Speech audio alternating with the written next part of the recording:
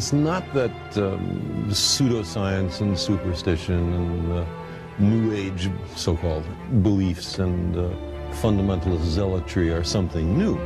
They've been with us for as long as we've been human. But we live in an age based on science and technology with formidable technological powers. Science and technology are propelling us forward at accelerating rates. That's right. And if we don't understand it, by we I mean the general public, if it's something that, oh, I'm not good at that, I don't know anything about it, then who is making all the decisions about science and technology that are going to determine what kind of future our children live in?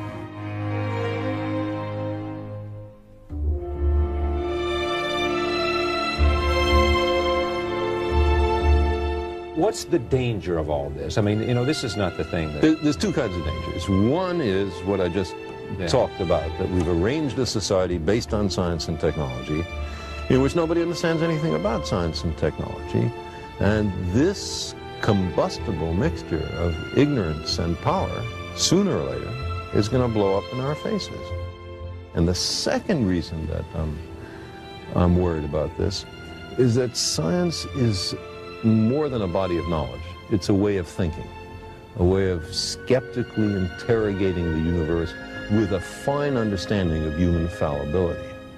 If we are not able to ask skeptical questions, to interrogate those who tell us that something is true, to be skeptical of those in authority, then we're up for grabs for the next charlatan, political or religious, who comes ambling along. It's a thing that Jefferson laid great stress on. It wasn't enough, he said, to enshrine some rights in a Constitution or a Bill of Rights. The people had to be educated, and they had to practice their skepticism and their education. Otherwise, we don't run the government. The government runs us. You see, people read the stock market quotations and financial pages. Look how complex that is. People are able to look at sports statistics. Look how many people can do that. Understanding science is not more difficult than that. It doesn't involve greater intellectual activities. But the thing about science is, first of all, it's after the way the universe really is and not what makes us feel good. And a lot of the competing doctrines are after what feels good and not what's true. There are millions of people who understand science does not prove religion, but because religion is faith-based. Let's look a little more deeply into that. What is faith? It is belief in the absence of evidence. Now, I don't propose to tell anybody what to believe, but for me, believing when there's no compelling evidence is a mistake. The idea is to withhold belief until there is compelling evidence. And if the universe does not comply with our predispositions, okay, then we have the wrenching obligation to accommodate to the way the universe really is. So who is more humble? The scientist who looks at the universe with an open mind and accepts whatever the universe has to teach us, or somebody who says everything in this book must be considered the literal truth, and never mind the fallibility of all the human beings involved in the writing of this book? I lost both my parents about 12 or 15 years ago, and I had a great relationship with them. I really miss them. I would love to believe that their spirits were around somewhere, and I'd give almost anything to spend 5 minutes a year with them. Do you hear their voices ever? Sometimes. About 6 or 8 times since their death I've heard it. Carl, just in the voice of my father or my mother. Now, I don't think that means that they're in the next room. I think it means that they're in your I've had an auditory hallucination. I was with them so long, I heard their voices so often. Why shouldn't I be able to make a vivid recollection? Here's what's interesting about this for me. You convinced me a long time ago that it was arrogant for me or for anyone else to believe that there wasn't some life outside of our To exclude the possibility. To exclude the possibility was an arrogance of intellect that we should not assume.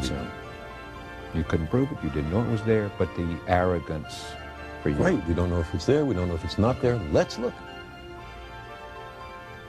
And if you take that, why can't you say, there's a lot we don't know? There's a lot of power there that we don't know. There's a lot we don't know. You know? It's what I believe. But that doesn't mean that every fraudulent claim has to be accepted. We demand the most rigorous standards of evidence, especially on what's important to us. So if some guy comes up to me, and a channeler or a medium, and says, I can put you in touch with your parents. Well, because I want so terribly to believe that, I know I have to reach in for added reserves of skepticism, because I'm likely to be fooled and much more minor to have my money taken. You are living with myelodysplasia. Or I have been. You have been.